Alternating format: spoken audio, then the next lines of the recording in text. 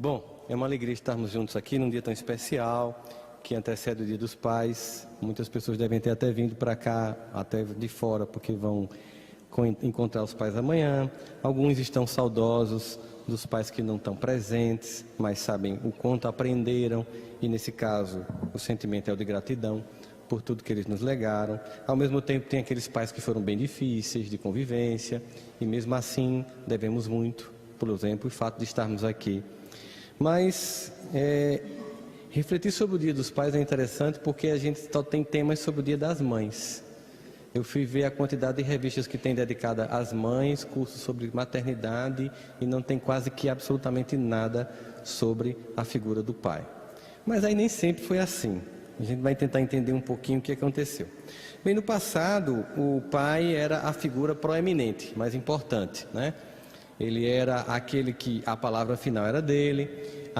Isso durou milênios, né? Tirando a pequena época do matriarcado, desde a dominância do masculino, o homem tinha uma posição muito forte na casa, para o bem e para o mal. E obviamente deixou muitas marcas na sociedade de um modo geral.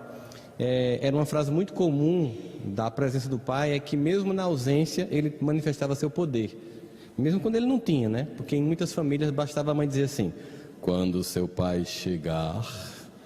E essa frase por si só já movia corações e deixava a gente, né, ansioso, mesmo que quando o pai chegasse não fizesse nada, mas ele funcionava como uma presença de norma, de lei. Muitos de nós viveu a experiência das separações, e muito comumente, lamentavelmente, os pais terminam se ausentando.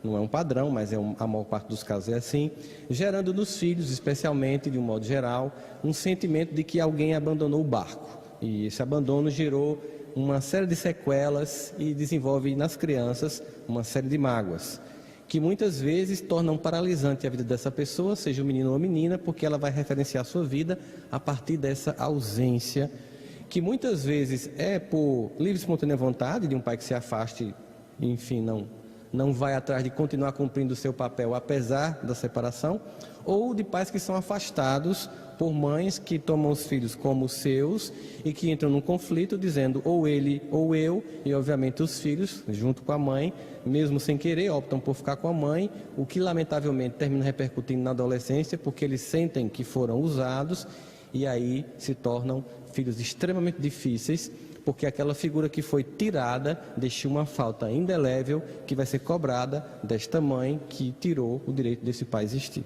E é por isso mesmo que mais recentemente foi aprovada uma lei que dá direito à coparentalidade, que é a participação do pai, mesmo quando separado, na educação dos filhos. Mas o tema hoje não é um tema jurídico, não é um tema sobre isso, é só para que a gente entenda como a gente andou de lá para cá. E o que aconteceu? A partir do início do século passado, século XX, começou-se sobretudo com a psicologia, a se priorizar a figura da mãe. Desde os achados da psicanálise, em que Freud deu uma prioridade muito grande à figura da maternidade, da mãe, e toda a história do complexo de Édipo, e tudo que tinha a ver com a relação mãe-bebê, foi se hiperdimensionando o papel da mãe e, ao mesmo tempo, subdimensionando o papel do pai. E naturalmente, como um processo histórico, que a gente chama na história de pêndulo histórico, porque muito tempo o pai foi hiperdimensionado, quando a mãe começou a ocupar espaço, ela se foi hiperdimensionada e menosprezou o papel do pai. Então o que a gente tem hoje, na verdade, é que, não hoje, mas até o final do século passado, é que o pai era apenas visto como um provedor material, porque todo o resto da educação, a formatação moral, a intelectual, a construção dos saberes, era tarefa da mãe. O pai aparecia no final. Inclusive, alguns estudos de psicologia diziam que o pai era um intruso numa relação perfeita mãe e bebê. Ele, de repente, aparecia um terceiro elemento para acabar com a felicidade, que era o pai. E essa figura começou a ser atacada.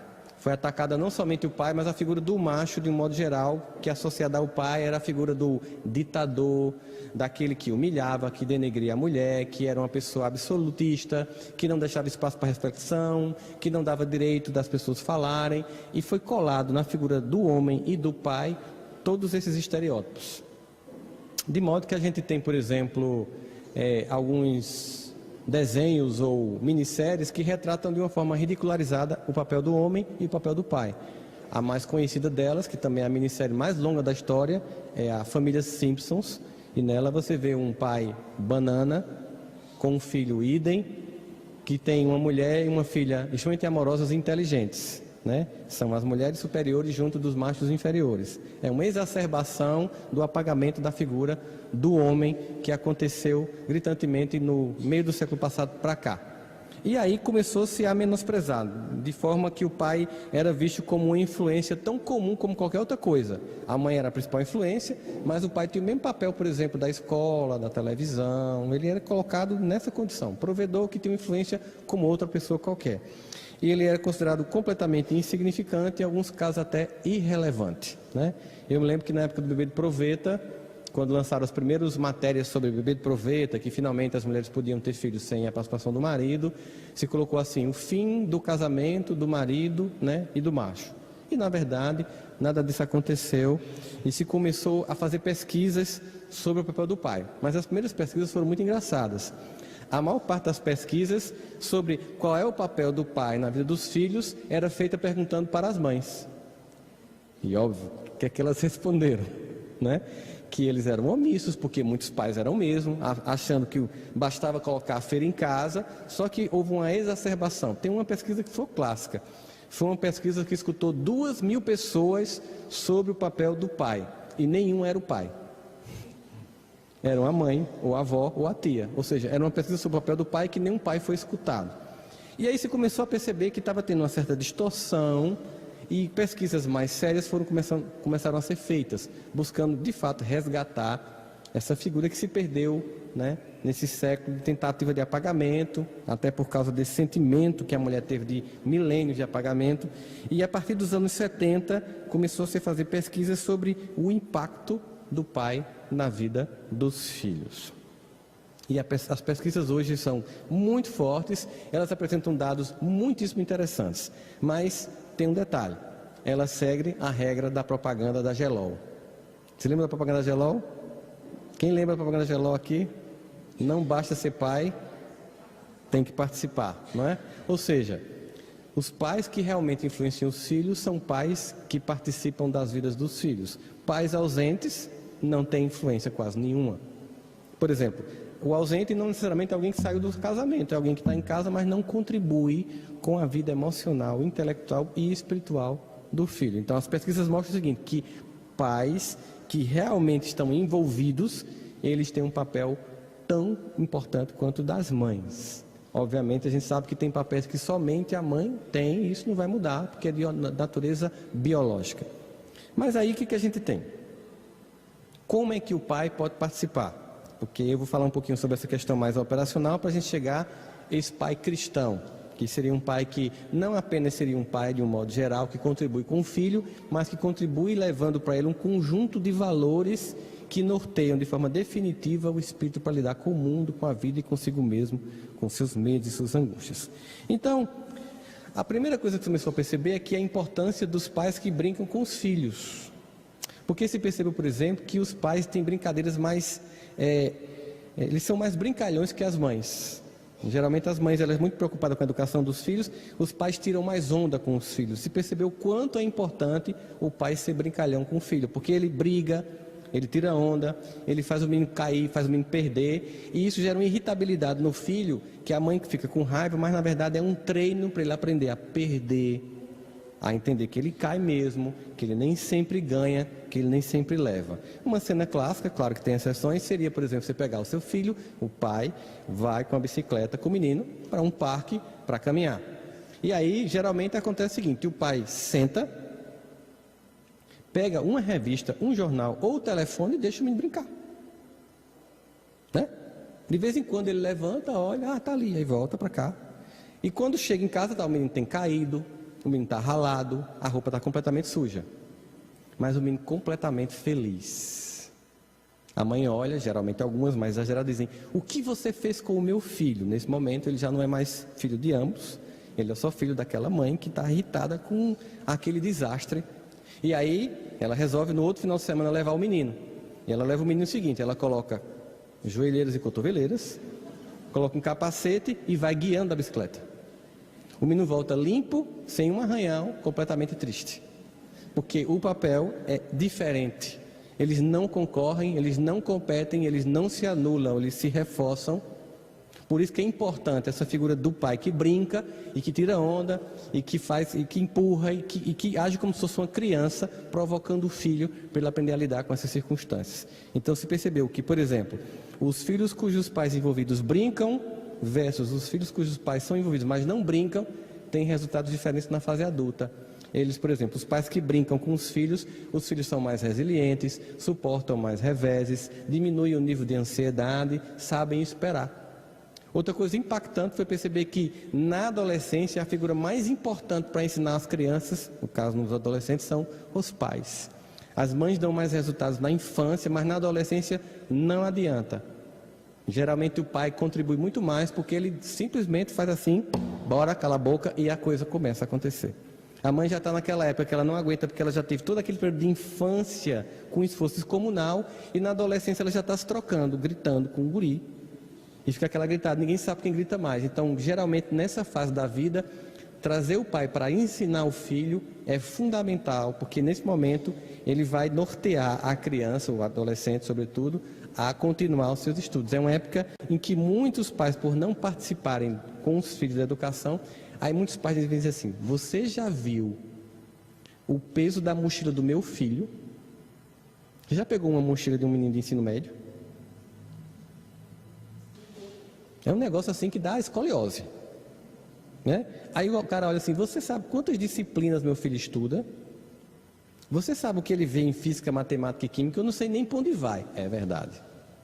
Vamos e venhamos e convenhamos, vamos combinar que perto do que a gente estudava, esse povo hoje está anos-luz. Mas não é necessariamente que você tem que saber o que ele está estudando. É sentar para estimular o estudo. É estar junto na mesa enquanto se estuda, tirar as dúvidas que se pode tirar e quando não, peça ajuda aos universitários, contrate um professor particular para dar aula ao seu filho. Aí vale uma dica maravilhosa para as famílias, né?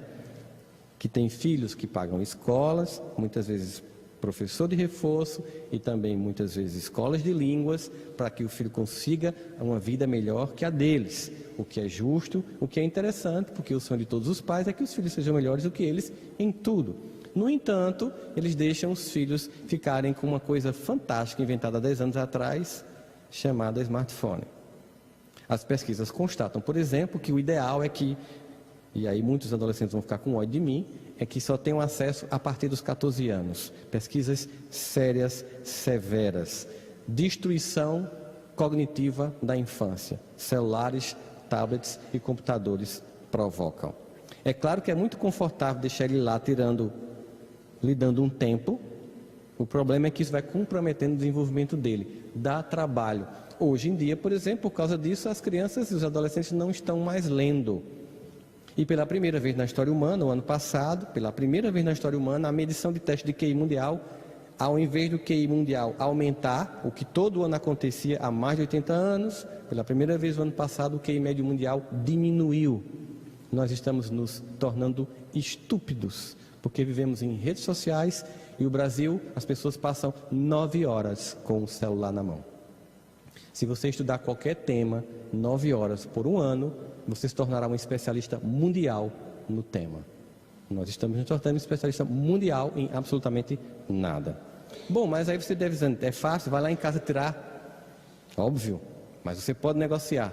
Afinal de contas, há uma sensação de alguns pais de que talvez os filhos sejam melhores do que eles pelo domínio que eles têm da tecnologia. Eu percebo, por exemplo, que os pais que acessam o celular, sim, acham incrível porque os filhos acessam o celular, sim. O que não os torna mais inteligentes do que os pais, porque afinal de contas, quem paga o celular de quem faz assim, é quem faz assim. Logo, eu imagino que quem paga a conta, mesmo fazendo assim, tanto do celular como da 3G da Wi-Fi, nesse momento, até por ser mais maduro, é mais inteligente do que quem faz assim. Isso não nos torna menor de jeito nenhum. Mas aí o que é que eu posso fazer? Vou tirar? Tudo é uma questão de você saber lidar com limites. O ideal, por exemplo, é que antes de dormir durante 1 hora, não se tenha mais acesso ao celular, ao tablet e ao computador. Porque quando você está vendo o celular à noite, aqui no quarto, com a luz acesa ou apagada, a emissão da tela, ela é tão forte que diminui em 50% a produção da melatonina, substância que tem mais de 200 funções, entre elas memória e sono. Portanto, aquele dinheiro pago na escola, na aula de reforço e no curso de línguas, 1 hora antes de dormir, 50% vai para o ralo. Acontece a mesma coisa com os adultos, porque alguns adultos estão manifestando algumas características, por exemplo, perda de memória, esquecendo onde está a chave, onde deixei a carteira, coisa que era para acontecer com uma idade bem mais avançada, acordando com a sensação de eu estou cansado, precisaria de mais umas 5 horas de sono, porque não é produzida a melatonina suficiente. Ainda tem gente que coloca o celular de lado com notificações, vai dormir e fica... Tum! E notificação, cara, é uma coisa assim, é uma coisa do demônio. Notificação, ela faz assim e você faz, eu tenho que ver, porque é como se fosse a notícia mais bombástica do mundo. E você olha assim, você tenta se segurar, você roia a unha e aparece outra, aí você está todo mundo falando no grupo. E quando você entra, não é nada. A frustração. E obviamente, se o seu filho leva um celular desse para o colégio e o professor está lá, o cálculo da cotangente, pronto, foi. Porque no momento que ele fez aqui, desviou de um assunto altamente interessante e empolgante, como cosseno cotangente, e ele não voltou mais para a aula como deveria. Enfim, você pode não tirar, mas você deve limitar. Há 2 meses atrás, o jornal britânico The Guardian fez uma entrevista com Bill Gates e Melinda Gates, os criadores, no caso ele o criador e dono da Microsoft, o homem mais rico do mundo, passado agora pelo dono da Amazon, e aí falando sobre tecnologia, mas no meio perguntaram sobre filhos e tecnologia, e eles disseram, seguindo todas as instruções científicas, os meus filhos só têm acesso à internet, aliás, ao celular, a partir dos 15 anos. Eles não reclamam não, eles reclamam sim. E o que é que você diz? O que muitos de nós escutamos dos nossos pais, quando a gente dizia uma coisa do tipo, mas mãe, todo mundo tem. Aí geralmente a mãe dizia, mas eu não sou mãe de todo mundo, eu sou sua mãe. Então não importa se todo mundo tem, a regra é de cada família. Limites. As pessoas estão desconectadas e, não por acaso, vejam as pesquisas, de 10 anos para cá, eu não vou fazer uma relação de causa e efeito. Vejam as pesquisas. Do smartphone e redes sociais aqui, 24 horas para você ver, de 10 anos para cá, aumentou gritantemente o suicídio de adolescentes. Adolescentes com depressão e pânico. O aumento do sentimento de baixa estima para os que não são esteticamente interessantes e de narcisismo exacerbados para os que são bonitos, que vivem em função de quantas pessoas dão likes ou curtem suas postagens nas redes sociais. Enfim, significa dizer que nesse momento ser pai, num mundo em que parece que tudo é permitido, é manter a cabeça esperta para ser o provedor, junto com a mãe, de regras que protegem a família de um mundo muito mais complexo, muito mais difícil e muito mais invasivo no lar do que nós tínhamos na nossa infância. Dá muito mais trabalho educar hoje um ser humano do que deu no passado, porque a sociedade influencia muito mais rapidamente as famílias do que influenciava no passado. Ela entra sobre vários aspectos e mesmo no quarto sozinho, com o telefone, que deve, na minha opinião, e de muitos cientistas na área do comportamento humano, serem recolhidos à noite, porque não adianta você desligar, que ele liga. Não adianta você desligar o Wi-Fi, porque muito facilmente ele entra no YouTube e coloca assim o texto: como clonar a senha do Wi-Fi do meu vizinho? Eu descobri, por exemplo, que minha internet estava lenta porque tinha algumas outras pessoas que não eu acessando. Porque é muito fácil clonar o Wi-Fi do vizinho, especialmente quando é 1, 2, 3, 4, 5, 6, né? Não era o meu caso, obviamente. Mas não adianta, é preciso que você tire, porque o papel do pai e da mãe é limitar. Essa limitação é temporária, porque um dia o filho vai precisar ultrapassar essas barreiras, mas é essencial. Bom, nós temos então o fato de que os pais têm que ter uma atividade com os filhos real e não apenas aparente. E qual é a realidade que nós temos hoje dos estudos? É que a maioria dos estudos afirmam que o pai é fundamental no desenvolvimento de saúde, cognitivo, de bem-estar do filho. É que, sobretudo nos adolescentes, eles são altamente capazes de formar e influenciar os filhos, né? É como se ele vivesse muito tempo com a mãe e ele precisasse sair da mãe e precisasse colar no pai. Quando o pai não faz esse papel de transição, ele vai diretamente para os outros amigos. E o que são adolescentes? Um monte de pessoas que estão em processo de amadurecimento mas que ainda estão perdidos sobre muitas questões e que acham que quem realmente é capaz de informar sobre o que é certo e o que é errado é o Google, ou o que está dito na rede social. Né? Que você vê muita gente, mas tem no Google isso, como se tivesse no Google fosse verdade. E não é bem assim, porque você pode colocar o que você quiser, você pode publicar o que você quiser. Aliás, a última eleição americana, nós vimos que foi ganhada através da mentira e que foi criado até um conceito novo na comunicação, chamado de era da pós-verdade. No mundo como esse, sobretudo no mundo como esse, o papel dos pais e do pai nesse momento é ser aquele agente de fazer um recorte dessa realidade e dizer o que convém e o que não convém. E aí o conselho de Paulo, mais uma vez, é extremamente importante. Tudo me é permitido, mas nem tudo me convém. Esse não convém é um recorte feito pelos pais. Isso não convém. Foi feito um estudo recente sobre minisséries e filmes sobre suicídio. Estimulam o suicídio? Sim. Especialmente essa uma minissérie que glamoriza o suicídio. E, sobretudo, que a adolescente ela culpa todo o sistema da escola e se não responsabiliza pela própria vida e por suportar o que todo mundo tem que suportar. A vida é difícil, as pessoas fazem bullying com você, as pessoas tentam te destruir, as pessoas tiram onda com a sua cara. Todo mundo passou por isso e isso não é motivo para você se matar. Mas aí, se você for uma pessoa que está lá naquele ambiente de revolta, de autocomiseração, de auto-vitimização, você vai culpar o entorno, se desculpar plenamente e desistir da vida. E aí agora colocado em torno de uma minissérie com trilha sonora e tudo, dando contornos de uma pessoa heróica, que o grande heroísmo foi não ter a capacidade de suportar a vida. Que heroísmo é esse? Onde existe heroísmo aí? Heroísmo é isso, suportar a vida como ela é, com todas as dificuldades e injunções. As pessoas que muitas vezes nos agridem, nos humilham, às vezes são as pessoas que são amigas, e isso é a vida de todo mundo, não a minha, não a sua, é de qualquer pessoa. E aí se você brinca com seu filho cedo, e ele vai perceber que o pai que brinca às vezes empurra, ele vai aprender, assim a sociedade é, e eu preciso lidar com isso. Eu não preciso odiar porque ele empurra, porque ele também é o que ama, e assim são as pessoas, elas são incompletas como eu sou. Tudo isso tem a ver com esse processo educacional dos filhos presentes na vida com os pais.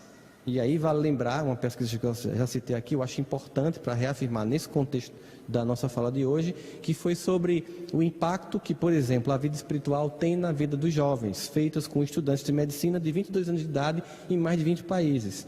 Essa pesquisa foi feita com estudantes de medicina, por quê? Porque com 22 anos fazendo curso de medicina, você tem uma inflação do ego, já que é uma profissão extremamente glamorizada, e a pessoa fica com um sentimento de superpotência. Pegaram estudantes de 20 países, de 22 anos, fazendo medicina, e perguntaram por que alguns se envolviam com drogas e comportamentos sexuais desvirtuados e outros não. E tentaram identificar a variável importante para dizer o que acontecia ou não nesse comportamento. Pesquisa, variável, é apenas aquilo que varia. Pronto, somente isso. O que variou no comportamento? Começaram a fazer então um recorte. Seria, por exemplo, sexo, meninos ou meninas homoafetivos são mais ou menos tendenciosos a envolvimento com drogas e comportamentos sexuais desregrados do que entre si nesses grupos? Não era variável definitiva, era igual para todo mundo. Seria, por exemplo, cultura. Pessoas que têm mais acesso à cultura são mais ou menos vulneráveis do que pessoas que não têm acesso à cultura? Variável também indefinida. Seria, por exemplo, país. Pessoas que moram em países de primeiro mundo versus países africanos ou versus países em desenvolvimento, como é o caso do Brasil, são mais ou menos vulneráveis do que os outros? Também variável indefinida. Seria, por exemplo, condição social? Pessoas pobres ou de classe média ou ricas, elas são mais ou menos vulneráveis por fazerem parte destas classes sociais, categorias? Também variável indefinida. E os pesquisadores continuaram, então, fazendo um corte maior da pesquisa, ou seja, ampliando o espectro em que eu analiso o sujeito até chegar a um ponto que foi 6 anos de idade. E ao chegar aos 6 anos de idade, tiveram uma resposta impressionante. Havia finalmente uma variável comum a todos os jovens que não tinham comportamentos desvirtuados versus os que tinham. Todos os que não tinham uma coisa comum. Todos. E isso aconteceu em países, essa pesquisa pegou países muçulmanos, cristãos, budistas, hindus e judeus. E Israel. Então pega todos os 5 troncos da religião. O que é que tem em comum? Todos os jovens que eram mais capazes de suportar as tentações aos 22 anos, tinham como ponto comum que aos 6 anos eles frequentavam a religião dos seus pais, com os seus pais. Não era assim, tipo, eu deixo meu filho na evangelização e vou para o shopping.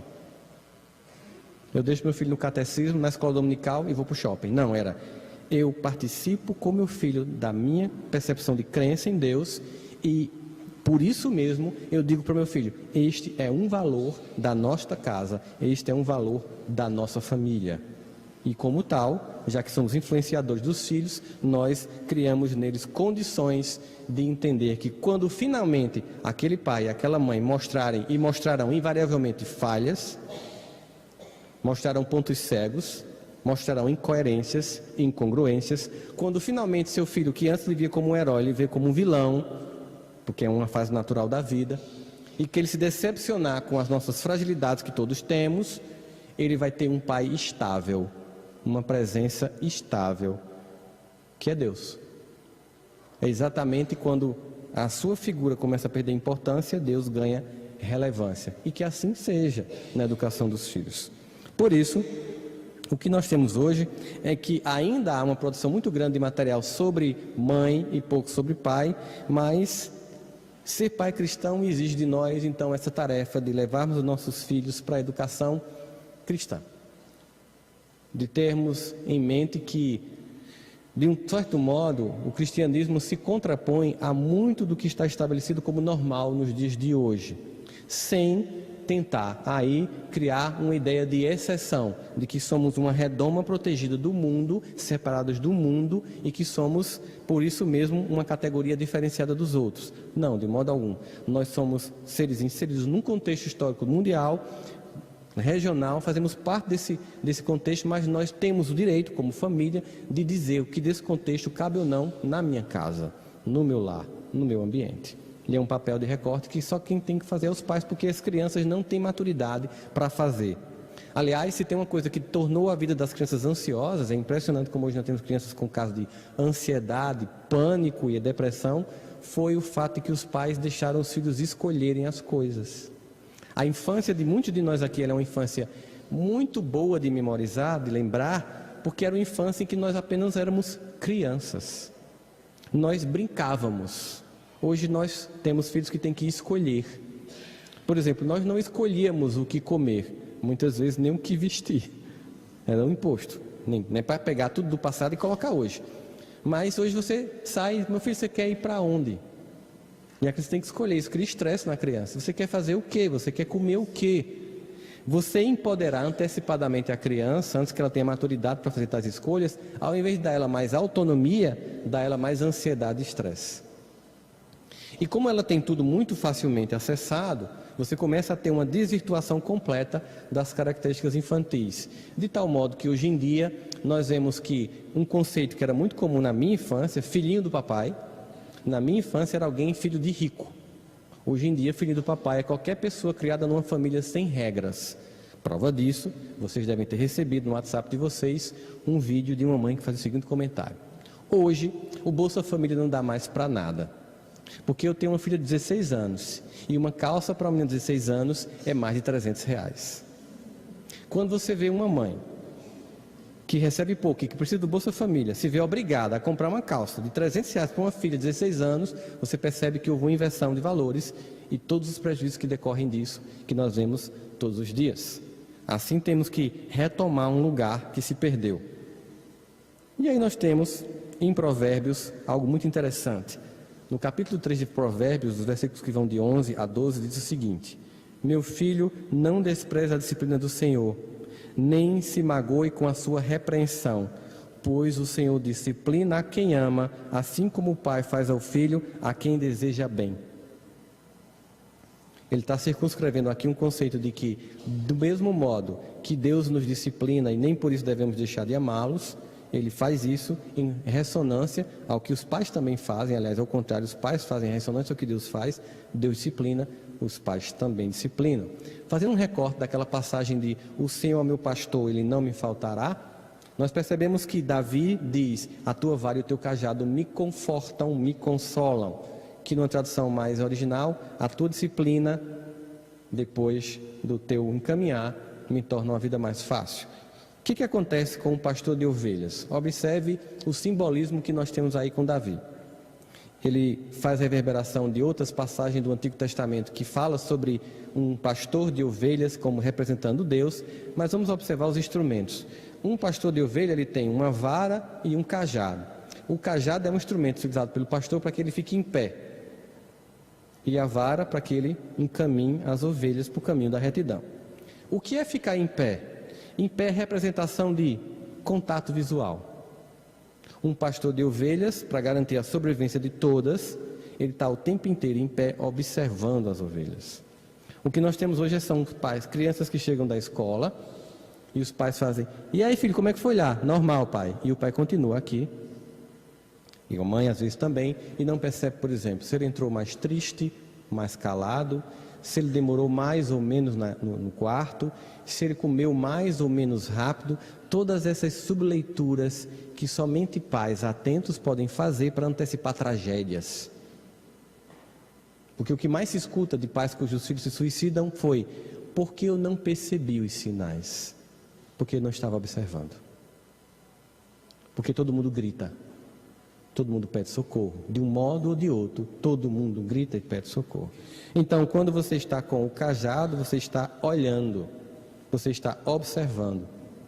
Você pode ter como regra, por exemplo, não usar celular na hora das refeições. Tão simples. Não, agora não, vamos conversar. Está indo para o colégio? Eu só tenho tempo de ver no colégio, no caminho para o colégio, desligue o celular. Mesmo que fique em silêncio. Ele não querer conversar com você, mas é um tempo de contato, porque a gente trabalha muito e tem pouco tempo com os filhos. Não importa, é importante estabelecer limites. A vara faz com que você dê limites. O cajado, que você observe aonde a ovelha está se desencaminhando. Mas diz lá: mesmo que eu ande pelo vale da sombra da morte, eu não temerei mal nenhum, porque a tua vara e o teu cajado me consolam. Observe que quando a ovelha finalmente vai precipitar para cair, o pastor não usa apenas a vara. A tua vara e o teu cajado me consolam. Porque quando a ovelha vai cair, o pastor usa os dois. Significa dizer que ele cobre todas as possibilidades de queda. Ou para a direita ou para a esquerda. Eu coloco um instrumento aqui, um outro. Eu não perco a visão e muito menos deixo de salvar. Esse papel não é terceirizado. Eu sei que foi aprovada a lei da terceirização, mas não inclui pai e mãe. Só que fique registrado isso. É um papel que eu não posso terceirizar. Obviamente, esse papel pode ser exercido por qualquer pessoa que esteja a cargo de educar a criança. Um avô, uma tia, qualquer pessoa que esteja nesse lugar deve exercer assim essa função. Aqui nós temos ainda no livro do Êxodo, aquela passagem dos 10 mandamentos, em que nós temos no Êxodo 20, 12, honrai teu pai e tua mãe, a fim de que tenhas longa vida na terra que o Senhor Deus te dá. Esse é o único mandamento que pede para você agir, é um dos mandamentos que pede para agir, não é um mandamento que diz assim, não faça, tipo, não matarás, não roubarás, é amar, ou seja, honrar, ou seja, é um mandamento de ser proativo, e é o único mandamento que tem bônus. Quem honra o pai e a mãe tem a vida acrescida na face da terra. E, interessantemente, as pesquisas em psicossomática têm demonstrado, em muitos casos, que pessoas que têm conflitos muito altos com os pais, geralmente morrem cedo. E não havia nenhuma pesquisa psicossomática na época do Êxodo. E aqui ainda tem Provérbios: se alguém amaldiçoar o seu pai ou sua mãe, a luz de sua vida se extinguirá na mais profunda escuridão. Mas você não sabe quem é meu pai, mas você não sabe quem é minha mãe. A vida seria mais simples se nós aprendêssemos a aceitar como ela é. Seria mais simples se, ao invés de reclamar, a gente observasse o que foi podido ser dado. Se você acha seus pais ruins, procure saber quem foram seus avós. Você vai perceber o seguinte, que os seus pais conseguiram dar mais para você do que receberam. Nesse caso, a conta ela está muito mais na poesia de Djavan, que diz: sabe lá o que é não ter e ter que ter para dar? Sabe lá? Sabe lá o que você não teve, o que você pôde dar? Somente, por exemplo, a vida por si só já geraria uma dívida impagável com pais e com mães. O que significa dizer, não dá para reclamar. Apenas honrar, aceitar e agradecer o que foi podido ser fornecido. Porque a conta da reclamação gera uma autodestruição do ego. Bem, aí aqui nós temos como o pai ele apresenta Deus aos filhos. É interessante aqui, porque em Deuteronômios, no capítulo 6, versículo 5, nós temos um conselho para os pais, né? Para que temas o Senhor teu Deus e guarde todos os teus estatutos e mandamentos, que eu te ordeno que tu, teu filho, depois do teu filho, em todos os dias. E aí nos versos seguintes diz: e estas palavras que eu te ordeno estarão no teu coração, e ensinarás ao teu filho, e deles falarás assento em tu ensinarás sobre Deus aos teus filhos, e falarás sobre Deus em tua casa, pelo caminho que andares, quando deitares e quando levantares.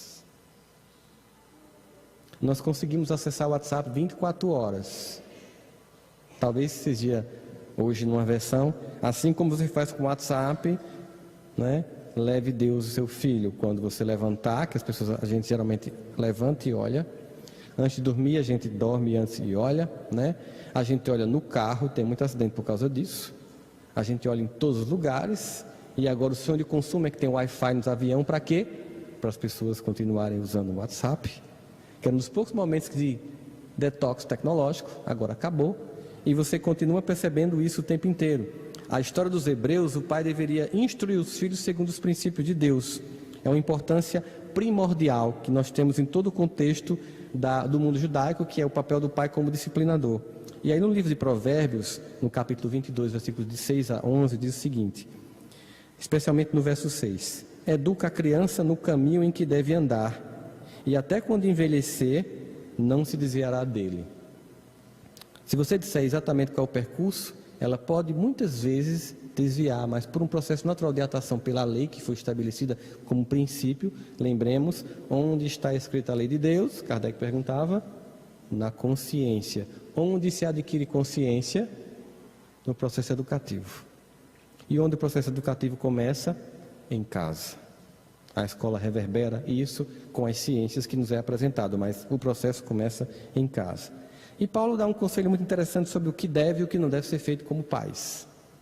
Vale para o pai e para a mãe. Em Efésios, no capítulo 6, ele vai dizer o seguinte: e vós, pais, não provoqueis a ira dos vossos filhos, mas criai-os na doutrina e a demonstração do Senhor.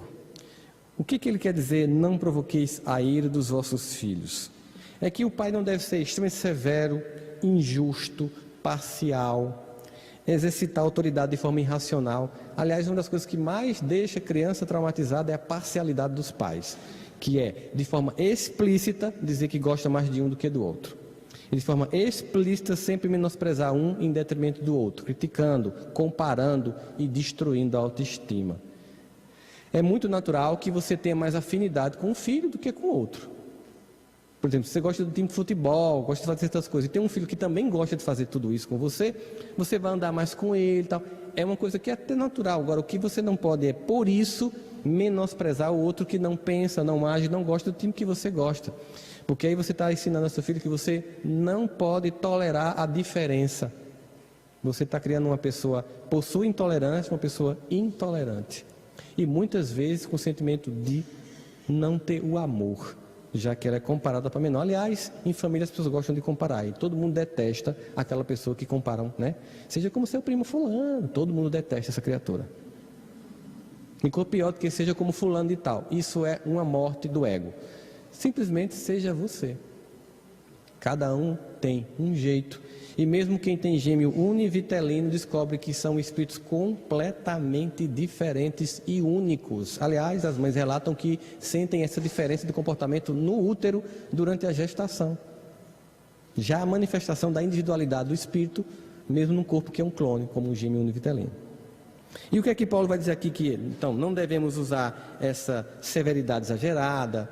Às vezes a severidade exagerada gera um efeito rebote. Você repreende, prende. Na adolescência, tudo que você reprimiu, mas não explicou, não ajudou a entender e não foi dando com parcialidade, com parcimoniosidade e lentamente, faz com que a pessoa arrebente e faça tudo de uma vez. Eu lembro que uma vez eu cheguei numa escola para dar uma palestra e um pai chegou para mim com a mãe e disse assim: a gente tem uma criação muito rígida, a nossa filha ela é criada muito rígida, e eu percebi até a forma do comportamento da menina, assim, sabe, travada. E a gente, por exemplo, quando ela faz alguma coisa errada, a gente vai para o restaurante, a gente almoça e ela não. E eram vários temas de punição. Muita coisa, mas ele, quando começou a narrar, eu fui criando um cara de espanto. Ele olhou para mim: você está espantado? Eu estou, porque vai dar errado. Não, vai não. Ela, olha, eu estou lhe dizendo, na adolescência, tudo que o senhor fez vai se perder. Por quê? Porque ela, quando encontrar o primeiro namorado da vida dela, que geralmente, pode ter certeza, vai ser tudo que o senhor não deseja como genro. E pensa assim, na pior pessoa como genro vai ser exatamente o namorado que o seu filho vai arrumar. E o senhor vai tentar impedir ele de sair de casa, mas ela vai, já na adolescente, ela vai dar um jeito de ficar com esse cara. E o senhor vai ver, ela vai deixar de estudar, vai morar com esse cara. Impressionante. Eu passei uns 5 anos para voltar para essa cidade. Quando eu lembrei tanto que quando eu voltei, eu perguntei para a diretora: e aquele pai que naquele dia começou comigo? Aconteceu, sabe o quê? A menina arrumou um caba, um maconheiro tatuado. Isso é um estereótipo. Nem todo mundo tatuado, isso é um estereótipo. Mas é a cabeça dela. Arrumou um maconheiro tatuado, está morando com um caba no bairro de periferia. O cara rico, a filha deixou de estudar e foi morar com um cara lá, justamente porque ela foi viver o que ela não podia ver na infância, uma infância atrasada, só que no pior momento e com a pessoa errada. E nesse caso a menina troca um ditador por outro, porque ela se acostuma e termina pegando um cara que aparentemente no início é o grande amor da vida e se revela como o maior algoz de sua existência. Mas eu vou mudar o tema para não deprimir as meninas. Então o que é que deve ser feito? Se não deve ser feito isso, que é que você usar severidade exagerada, você deve exatamente entender que o pai deve ser um modelo.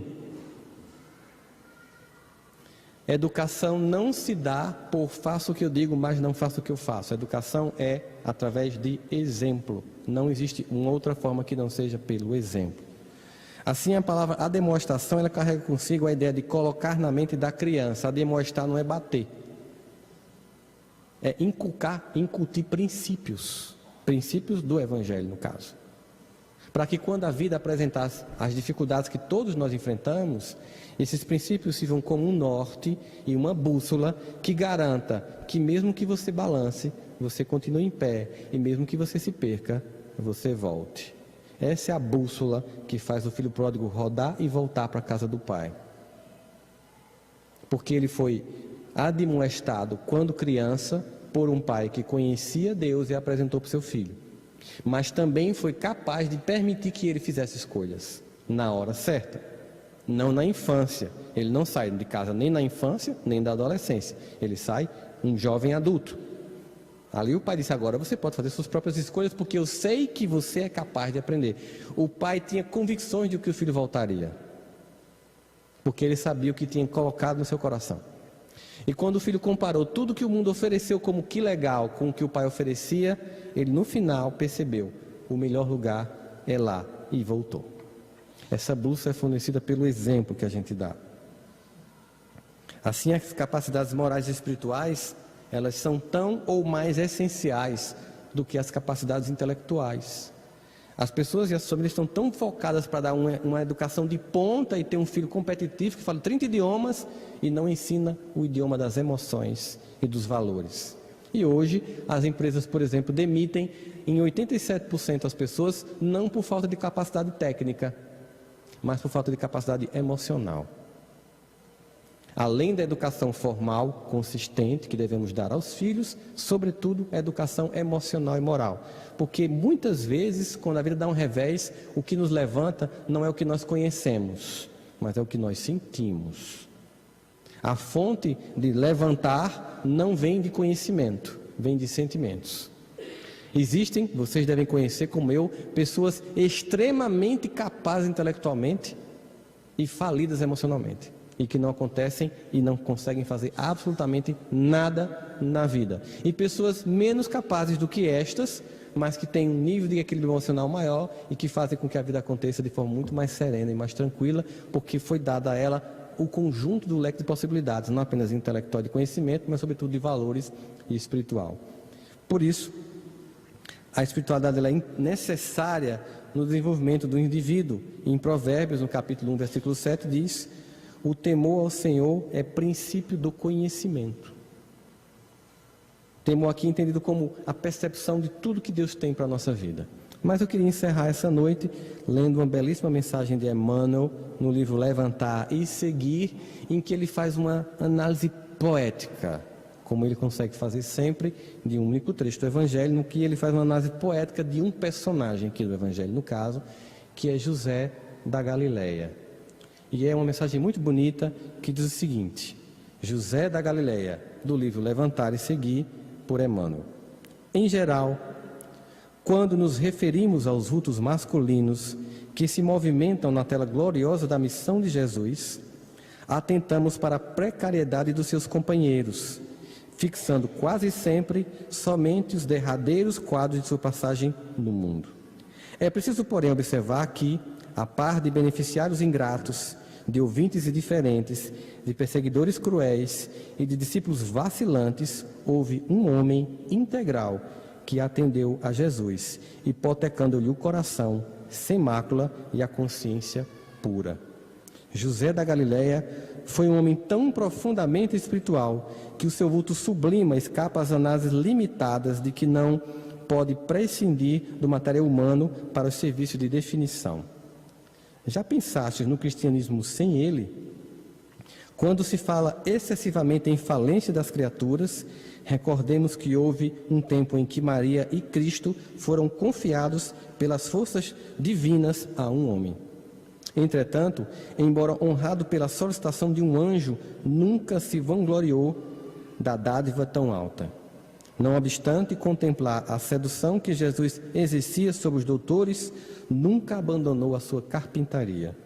O mundo não tem outras notícias de suas atividades, senão aquelas de atender às ordenações humanas, cumprindo o édito do César, fugindo com o filho e a mulher, e o que nele mostra o templo e o lar, entre a adoração e o trabalho. Sem qualquer situação de evidência, deu a Jesus tudo o que podia dar. A ele deve o cristianismo a parte da primeira hora, mas José passou no mundo dentro do divino silêncio de Deus. Observe aqui que estamos diante de um pai que cumpre um papel que é aparentemente secundário, mas é tão primordial quanto o da mãe, que dá todas as condições, proteção e leva o filho para a carpintaria para que ele aprenda a trabalhar e a ter a vida digna através do seu próprio esforço. E finalmente prepara ele com esse ambiente do lar para que ele cumpra a missão que hoje faz com que estejamos aqui em busca desse mestre, que é o grande representante do nosso grande Pai, que nunca falha e que sempre estará presente em nossos corações, mas que solicita de cada um de nós o sentimento de honra e dever por todos aqueles que, com seus defeitos e dificuldades, cumpriram ou cumprem essa missão de ser pai. Feliz Dia dos Pais e muita paz a todos.